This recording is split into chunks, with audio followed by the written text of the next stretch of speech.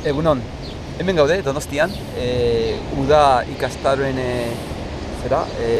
inguru honetan eta aurten egiten diren mintegi eta ikastaroen artean, bat dago IKT-ak nola txertatu eskolan.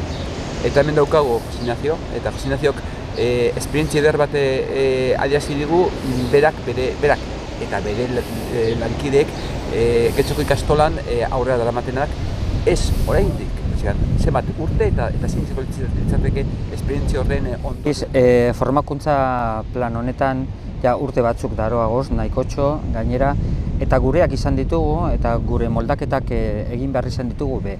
Azkenengo nolabait guk hartu egin dugun azkenengo irizpidea da irakaslea ez dela tresna teknologiko bat, baizik eta pertsona eta teknologiak erabili eta batez ere maneiatu egingo dituen pertsona edo irakaslea. Zentzu horretan gustora egon behar da, kapaza izan behar da, barruan dituen bildurrak eta barruan dituen zalantzak ere nolabait azaltzeko. Eta horretarako guk zikloka antolatu egin dugu zikloka indako guneak, eta gune horietan batez ere, naiz eta teknikoki irizpideak landu, batez ere euren zalantzak, euren insegurantzak eta baita ere zer nolako perspektibak dituen irakaslegoak landu egiten dugu. Dira kezka eta irakasleak urte batzuk ditu, berak ikasi izan duen moduan bestelako izan da, inguruan bizi izan duen ikaslea zela eta bere jarduera profesionala aurretik bizi izan duena teknologikoki gizarte asko aldatu da. Orduan, topo egiten du egoera batean, bere gainetik datorkiona eta insegure hori bertan dago eta da sentimentu bat barruan daukana eta hori gainditu egin behar da.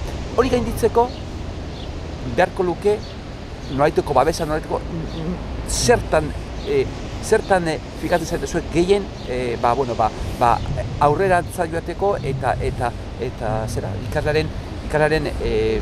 ikasleak berak eman ditzaken urratsak errazteko. Aipatu egin duzu nire ustez klabe edo ardatza izan liteken termino bat da babesa. Babesturik sentitu egin behar dira.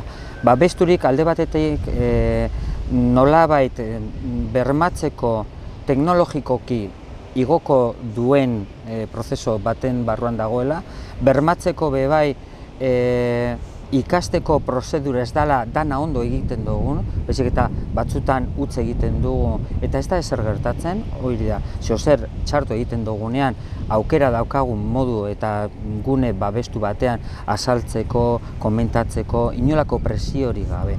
Eta gero bestaldetik ere, inori zaio ipinten epe konkretu bat helburuak nolabait helburuei ekiteko, ezta? Hori da, norberak aldauen moduan eta aurreratzen dauen moduan helburuak betetzen joango dira. Orduan, presio hori ere erditik kendu egin dugu. Finean, zentruko proiektua da, modua mankomunean eramaten da, izan daiteke baita ere lantaldeko ekina, ezta? Arrazoi duzu. Kontua da guk gure formakuntza zikloka antolaturik daukagu, zikloka hainbat kontu eta hainbat elementu amankomun dituzte, eta berez ziklo berak aurrera egiten du. Eta ez bakarrik irakasle batek egiten dauen aurrerapena. Gero bestaldetik ere zikloka eta lan taldea egiten dugunean baten bat gelditu egiten baldin bada nolabait atzerago, besteak, kasu honetan zikloka izan ez gero lerro bakarrekoa gara, orduan bi izaten dira, bi tutore izaten dira, gehi koordinatzailea edo gu deitzen dugun masa gris. Orduan denon artean hori atzean gelditu denari ematen diogu laguntza espezifikoa aurrera joan ahal izateko. Eta bukatzeko edo, zein izango litzateke edo zein aurre ikusten duzue hurrengo urrats bezala, zuen inguruan, zuen zentruan? Gaur ikusi dugun moduan, Pratek esan dauen moduan, gu kezkatu egin gara batez ere maila teknologikoa, ez? Osea, zen puntutaraino menperatu egiten dudan ordenadorea, iPad, edo ditudan baliabide teknologikoak, ezta? Baina badago nire ustez etorkizunari begira guk zabaldu nahi eta zabaldu dugun ate bat, eta bada nola, ze metodologia eta ze puntutaraino ere ikasleak inplikatu egiten ditugun sortzaile moduan.